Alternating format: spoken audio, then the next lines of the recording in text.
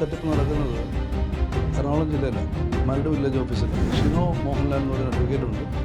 പുള്ളി ഇതിൻ്റെ എക്സ്പേർട്സാണ്. ഷിനോ ഇവിടുത്തെ ഒരു വലിയ മന്ത്രിയുടെ ബന്ധവും കൂടെ ഉണ്ട്. ഞാൻ അതെല്ലാം ചെയ്തു തരാം, ഫീസ് വന്നാൽ മതി. ഞാൻ ഒട്ടും സംശയമില്ലാതെ തന്നെ പുള്ളിക്ക് അപ്പം തന്നെ കരാർ കൊടുത്തു. ഈ സഹോദരൻ അനൂപ് എന്ന് പറയുന്ന ആൾ അപ്പോൾ ഭയങ്കര, ഞാനിങ്ങനെ യൂട്യൂബിലൊക്കെ നോക്കും, പുള്ളി ഇങ്ങനെ വലിയ തരം മാറ്റത്തിനെ കുറിച്ച് ഭയങ്കര ക്ലാസ് എടുക്കുന്നു. ഞാൻ അവരെ വിശ്വസിച്ച് കരാർ എഴുതി ഷിനോ മോഹൻലാൽ വഴി എൻ്റെ ബാങ്കിൽ നിന്ന് വിഡ്രോ ചെയ്ത ക്യാഷ് ആദ്യത്തെ ഗഡു 50 ലക്ഷം രൂപ. നമസ്കാരം. ഭൂമി തരം മാറ്റി നൽകാമെന്ന് വാഗ്ദാനം ചെയ്തുകൊണ്ട് റിയൽ എസ്റ്റേറ്റ് വ്യവസായിയും അതുകൂടാതെ സമേറ പ്രോപ്പർട്ടീസിൻ്റെ മാനേജിംഗ് ഡയറക്ടർ കൂടിയായ ഷിബു തോമസിൽ നിന്നും 1/2 കോടി രൂപ തട്ടിയെടുത്തതായി പരാതി. തൃശൂർ സ്വദേശിയാണ് ഈ ഒരു വമ്പൻ തട്ടിപ്പ് നടത്തി എന്ന് വ്യവസായി പരാതിപ്പെടുന്നത്. 2020 തോന്നുന്നു കൊറോണ നമ്മുടെ നാട്ടിൽ വരികയും നമുക്കൊന്ന് മൂവ്മെൻറ്റ് ചെയ്യാനുള്ള സമയമില്ലായിരുന്നു. പറഞ്ഞാൽ ഇവിടുന്ന് അങ്ങോട്ട് വിടില്ല, അവിടെ നിന്ന് ഇങ്ങോട്ട് വിടത്തില്ല. അപ്പോൾ ഈ ഭൂമി തട്ടിപ്പ് നടക്കുന്നത് എറണാകുളം ജില്ലയിലാണ്, മരട് വില്ലേജ് ഓഫീസിലാണ്. അപ്പോൾ അങ്ങോട്ട് പോകാനേ പറ്റത്തില്ല. അപ്പോൾ എൻ്റെ ഒരു അടുത്ത സുഹൃത്തുണ്ടായിരുന്നു ഇവിടെ, എൻ്റെ HR ഒക്കെ നോക്കിക്കൊണ്ടിരുന്ന ഒരു നിവി എന്ന് പറയുന്ന ലേഡി. നിവി പറഞ്ഞു, ഷിബു, നമുക്ക് ഷിനോ മോഹൻലാൽ എന്ന് പറയുന്ന അഡ്വക്കേറ്റ് ഉണ്ട്, പുള്ളി ഇതിൻ്റെ എക്സ്പേർട്സാണ്. ഷിനോ ഇവിടുത്തെ ഒരു വലിയ മന്ത്രിയുടെ ബന്ധവും കൂടെയാണ്, പേര് ഞാൻ പറയുന്നില്ല. ഷിനോ നല്ല മനുഷ്യനാണ്. ഷിനോ ഇവിടെ വന്ന് LLM ലണ്ടനിൽ നിന്നൊക്കെ പഠിച്ചിട്ട് ഇവിടെ വന്ന ആളാണ്. അപ്പോൾ എൻ്റെ അടുത്ത് പറഞ്ഞു, ഷിബു ചേട്ടാ, ഞാൻ ഇതെല്ലാം ചെയ്തു തരാം, ഫീസ് വന്നാൽ മതി. ഞാൻ ഒട്ടും സംശയമില്ലാതെ തന്നെ പുള്ളിക്ക് അപ്പം തന്നെ കരാർ കൊടുത്തു, റിട്ടേൺ കരാർ. ആ പുള്ളിയാണ് എന്നെ ഈ അനൂപിൻ്റെ അടുത്തോട്ട് എത്തിക്കാനുള്ള ഒരു മീഡിയേറ്റർ. പുള്ളി നല്ല മനുഷ്യനായിരുന്നിരിക്കണം, സാത്വികനാണ്. ഇവിടെ തിരുവനന്തപുരം ജില്ലയിൽ തന്നെ അടുത്ത് തന്നെയുള്ള ആളാണ്. അപ്പോൾ അവർ പറഞ്ഞു, നമുക്ക് എല്ലാം കൂടെ ഫീസ് എല്ലാം കൂടെ 3,60,00,000 രൂപ ആവുമെന്ന് പറഞ്ഞു, ഘട്ടം ഘട്ടമായിട്ട് തരണം. അപ്പം സാധാരണഗതിയിൽ ഇനം മാറ്റണമെന്നുണ്ടെങ്കിൽ ഇതേണ്ട 9-10 കോടി രൂപയുടെ ഫീസ് അടയ്ക്കണം. ന്യായവിലയുടെ 10% അടച്ചാൽ ഇനം മാറ്റത്തുള്ളൂ. എനിക്കവിടെ 13.5 ഏക്കർ ലാൻഡ് ഞാൻ അഡ്വാൻസ് ചെയ്തിട്ട ഭൂമിയാണ്. പക്ഷേ ഈ പ്രശ്നം കൊറോണ കാരണം എനിക്ക് മൂവ്മെൻറ്റ് ചെയ്യാൻ പറ്റുന്നില്ല. ഈ ജില്ലയിൽ നിന്ന് അങ്ങോട്ടൊന്നും കയറ്റിവിടത്തില്ലായിരുന്നു, എല്ലാം ഞാൻ തന്നെ പോയി തന്നെ. അപ്പോൾ ഞാൻ അവരെ വിശ്വസിച്ച് കരാർ എഴുതി ഷിനോ മോഹൻലാൽ വഴി എൻ്റെ ബാങ്കിൽ നിന്ന് വിഡ്രോ ചെയ്ത ക്യാഷ് ആദ്യത്തെ ഗഡു 50 ലക്ഷം കൊടുക്കുന്നു. ബാങ്കിൽ നിന്ന് ഇവിടെ ഫെഡറൽ ബാങ്ക് അക്കൗണ്ടിൽ നിന്ന് അവർക്ക് ക്യാഷായിട്ട് വേണമെന്ന് ഇവിടെ നിന്ന് തന്നെ എടുത്ത് കൊടുക്കുന്നു. രണ്ടാമത് വീണ്ടും ആവശ്യപ്പെടുന്ന 50 ലക്ഷം. ഞാൻ പറഞ്ഞു തരാൻ പറ്റത്തില്ല, കാരണം മൂവ്മെൻറ്റ് കുറവാണ്. You are not doing what we are promised. അവരെന്താ ചെയ്യുന്നത് വെച്ച് കഴിഞ്ഞാൽ കേരള ലാൻഡ് യൂട്ടിലൈസേഷൻ ആക്ട് എന്ന് പറഞ്ഞ് കേരള ഓർഡറുണ്ട്.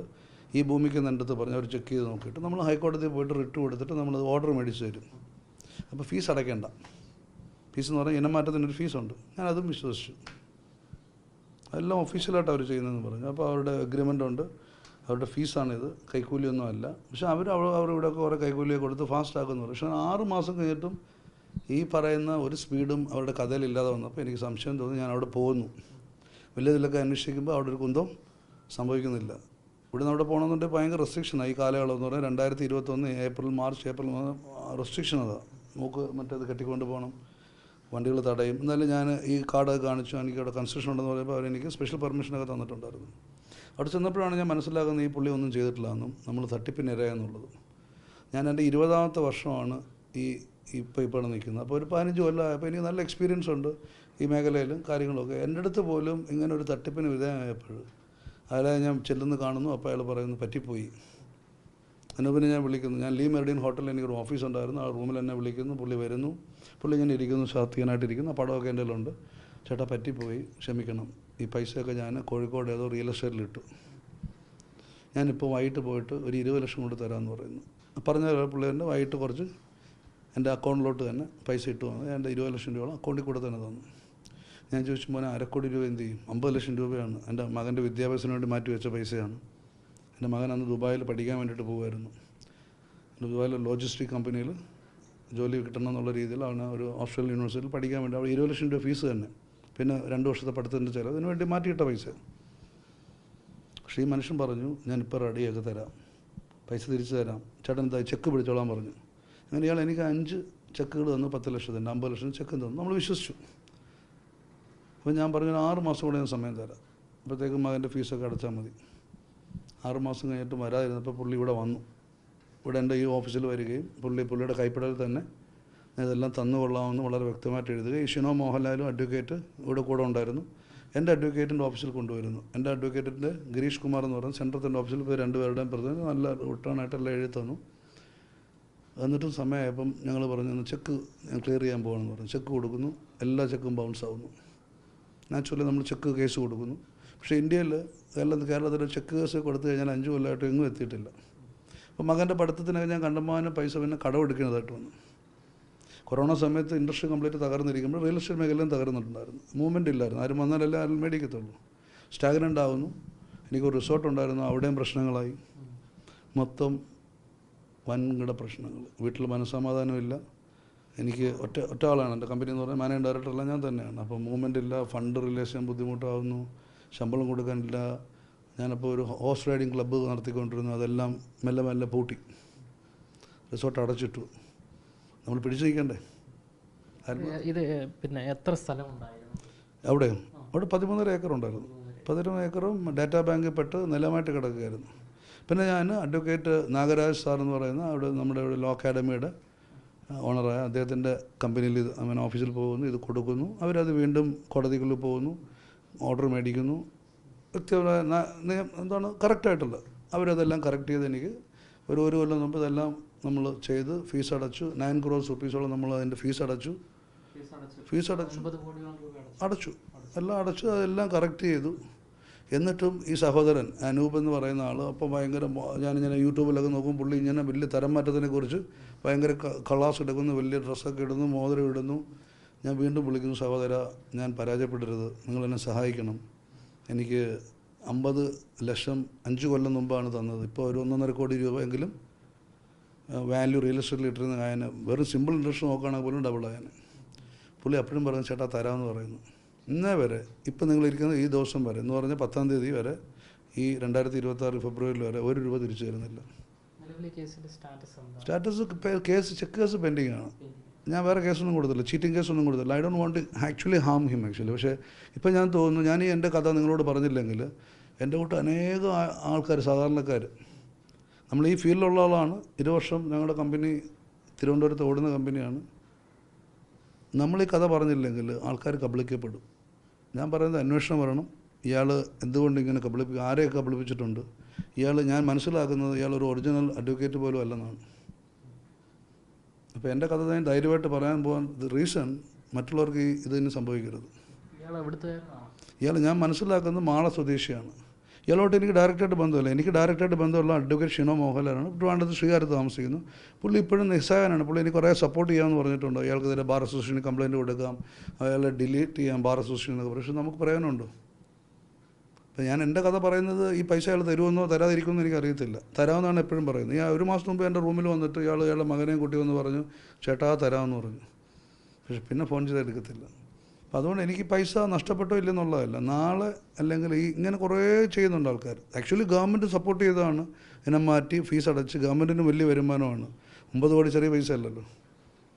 അപ്പോൾ ഇത് മാറിക്കഴിയുമ്പോഴത്തേക്കും കുറേ ആൾക്കാർക്ക് ജോലി കിട്ടും, അവിടെ കൺസ്ട്രക്ഷൻ ഇൻഡസ്ട്രി വരും, അവിടെ കെട്ടിടങ്ങൾ കിട്ടും, ഒരു ഡെവലപ്മെൻറ്റ് ഫേസിലേക്ക് ഇത് പോകും. വെറുതെ വയലായിട്ട് തരശായിട്ട് കിടന്ന് ആർക്കും കിട്ടത്തില്ല. പക്ഷേ ഈ ഇടനിലക്കാരുടെ ചൂഷണം ഭയങ്കരമാണ്. ഇപ്പോൾ എല്ലാം ബോർഡറൊക്കെ അവിടെ കിടക്കും, സ്ഥലം മാറ്റി എന്താണ് തരം മാറ്റി കൊടുക്കാമെന്നൊക്കെ. അപ്പോൾ ആരും അന്വേഷിക്കുന്നില്ല. ഗവൺമെൻറ് മെഷീനറീസ് ഒന്നും അവർക്കെതിരെ മുമ്പിലുണ്ടാവും. ജില്ലാ കളക്ടർ ഉണ്ടാവും, പോലീസ് അധികാരികളുണ്ടാവും. നിങ്ങളുടെ മാധ്യമപ്രവർത്തകർ പോലും എനിക്ക് തോന്നുന്നു ഇതിനെതിരെ അറിയാത്തതാണോ, ഇതെന്തുകൊണ്ട് നിങ്ങൾ ജനകീയമായിട്ട് അന്വേഷിക്കുന്നില്ല? ഇതുപോലെ തന്നെ വേറൊരു കഥയുണ്ട്, കോസ്റ്റൽ റെഗുലേഷൻ സോൺ, തീരദേശ തീരുമാനം. അതൊന്നും നടന്നിട്ടില്ല. 2019 ഞാനൊക്കെ വിക്ടിമ, അത് വേറെ ദിവസം പറയാം. പിന്നെ ഈ അടുത്തിടയ്ക്ക് ഞാൻ വീണ്ടും ഒരാളെ വിളിച്ചിരുന്നു. അയാളുടെ പേര് ജയചന്ദ്രൻ നായർ. നിങ്ങളുടെ വീട്ടിൽ യൂട്യൂബറാണെന്ന് പറഞ്ഞു. എനിക്ക് ഇവിടെ സ്ഥിരം വരുമായിരുന്നു. അപ്പോൾ അയാൾ സഹായിക്കണമെന്ന് പറഞ്ഞു. അപ്പോൾ ഞാൻ എൻ്റെ അക്കൗണ്ടിൽ നിന്ന് ട്രാൻസ്ഫർ ചെയ്ത് കൊടുത്തു 4 ലക്ഷം രൂപ. 6 കൊല്ലം കഴിഞ്ഞിട്ടും ആ മനുഷ്യനും നമ്മളെ തിരിഞ്ഞു പോലും നോക്കുന്നില്ല. ഇപ്പം എനിക്ക് ഇപ്പോൾ എൻ്റെ കമ്പനിയിൽ 0 അക്കൗണ്ട്, 0 ബാലൻസാണ്. ഞാൻ ഇന്ന് ലോൺ എടുക്കാൻ പോകും ഫർദർ.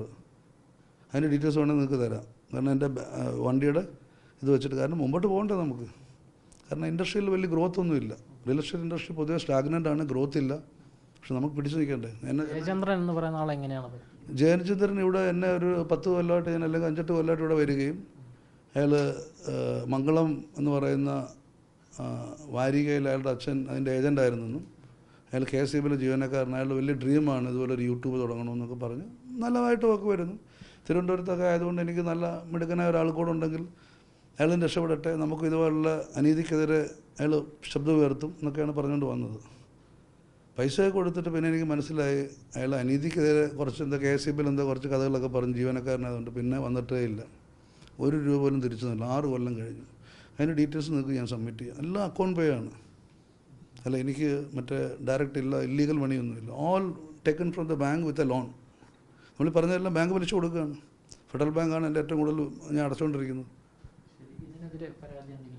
ഇതിനെതിരെ സത്യത്തിൽ ഒരു പരാതിയും കൊടുത്തില്ല. എനിക്ക് ആരെ ഹാം ചെയ്യണമെന്നില്ല ആക്ച്വലി. പക്ഷേ നിങ്ങളുടെ മുമ്പിൽ ഇത് പറയുമ്പോൾ ഇങ്ങനെ ഇയാൾ കുറേ പേരെ പറ്റിച്ചിട്ടുണ്ടെന്നാണ് പിന്നെ മനസ്സിലാക്കുന്നത്. പരാതി വേണമെങ്കിൽ കൊടുക്കുക, എനിക്ക് വേണമെന്നുണ്ടെങ്കിൽ ഇന്നോ നാളെ വേണമെന്നില്ല. പരാതി കൊടുത്തു കഴിയുമ്പോഴത്തേക്ക് അവരുടെ ജീവിതമൊക്കെ തകരാതിരിക്കാനാണ് ഞാൻ ആദ്യം ശ്രമിക്കുന്നത്. ഇപ്പം പോലീസ് കമ്മീഷണർക്ക് പരാതി കൊടുത്തു കഴിഞ്ഞാൽ നാച്ചുറലി ഇതിനെക്കുറിച്ച് അവർ അന്വേഷിക്കും.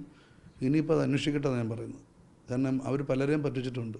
വിജയചന്ദ്രൻ നായർ എന്ന് പറയുന്ന ആൾ KSEB ജീവനക്കാരായിരിക്കുമ്പോൾ തന്നെ സൈഡ് ബിസിനസ്സായിട്ട് ചെയ്തതാണിത്.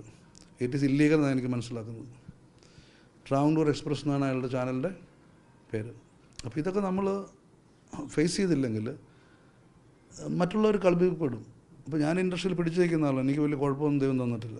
തിരുവനന്തപുരത്ത് വരികയും ഈ നല്ലതായിട്ട് ഈ കമ്പനിയെ കൊണ്ടുപോകാൻ ചെയ്യുന്ന എല്ലാം ഒരു ഭഗവാന്റെ കാരണം ആണ് ഞാൻ മനസ്സിലാക്കുന്നത്. എന്തായാലും ഈ ഒരു സംഭവം ഉണ്ടാകുന്നത് പ്രമുഖ രാഷ്ട്രീയ ബന്ധമുണ്ട് എന്ന് വിശ്വസിപ്പിച്ച പ്രവാസി വ്യവസായിയെ തൃശ്ശൂർ സ്വദേശിയായ അനൂപ് വലയിലാക്കുകയായിരുന്നു.